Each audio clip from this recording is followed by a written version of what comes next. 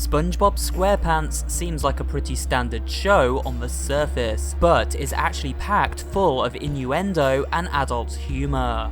This has led many cartoon theorists to dig into deeper meanings and hidden subtext of the show to piece together some weird, wonderful, and often creepy conspiracy theories about what is really going on at Bikini Bottom. In today's video, we take a look at the dark side of SpongeBob with 5 fan theories that are sure to make you reevaluate everything you think you knew about this wacky cartoon show. Let's begin with the theory that the characters found within the show are all high on drugs. Considering some of the ideas in this show, it's likely some of the writers and animators may have been on drugs themselves, so this idea doesn't seem too much of a stretch. Drugs affect the way people behave and act towards one another, and in the case of hallucinogenics, the way they perceive the world. There are theorists that believe SpongeBob, for example, takes certain hallucinogenic drugs, such as LSD or shrooms, and this is why he is always super excitable and enjoys playful hobbies, such as catching jellyfish. Other characters such as Squidward are constantly down and depressed, wishing to be isolated and listen to music away from others, and are said to be on drugs such as heroin. Then you have someone like Mr. Krabs, who is super on edge all of the time, and this aligns with a drug like cocaine. And finally we have good old Patrick, who is so chilled out he seems to come across like your stereotypical pothead. This theory actually may be an in-joke by the creators and the original inspiration for these different characters. Even if it wasn't, it's an interesting conspiracy theory to kick off today's list. Mr. Krabs is a greedy and manipulative character on the show, and often cooks up some kind of dastardly scheme in order to make a quick buck or two. However, this next theory presents him as something truly evil and insane. The theory goes that Mr. Krabs is in fact a cannibal, and has been serving up his own kind to the citizens of Bikini Bottom for many years now. Just look at the name of his star order, the Krabby Patty, and other items on his menu, which include kelp shake, coral bits, and seafoam soda. Then take into account the fact we rarely, if ever, see another crab on the show. This is because Mr. Krabs has been hunting and killing his own species in order to keep his restaurant in business. And what's even more disturbing about this theory is that we often see Mr. Krabs eating these patties himself, which not only makes him a murderous businessman, but a cannibalistic one too. Add to this the reality that hermit crabs often eat one another in the wild and salivate when they smell the flesh of their dead companions. Surely one of the darkest theories on this list, you'll never look at Mr. Krabs the same way again.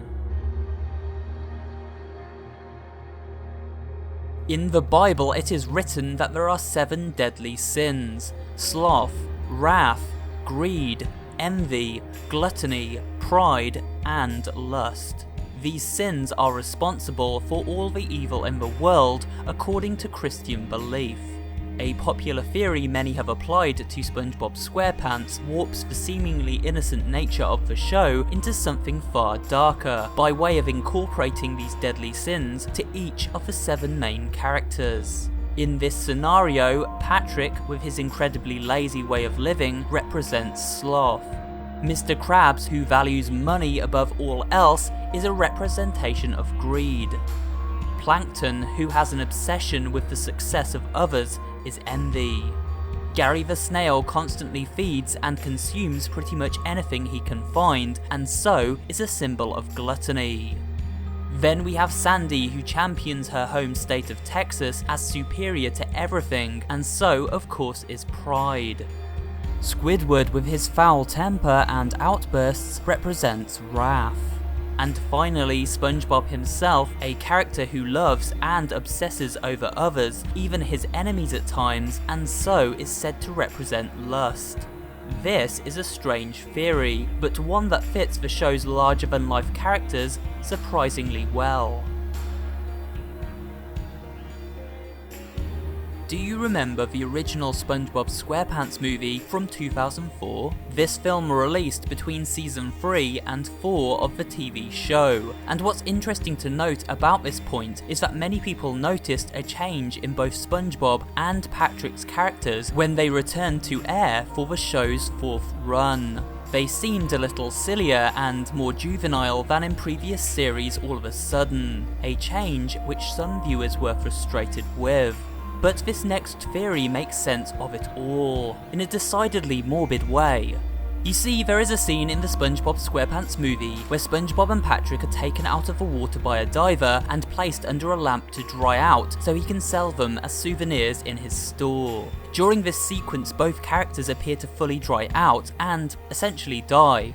However, a few drops of water drip down and revive them back to life. The theory goes that both SpongeBob and Patrick did in fact die in this scene, and were then reborn again, as in real life, when a sea sponge or starfish separate a piece of its body, it regenerates a new piece in its place.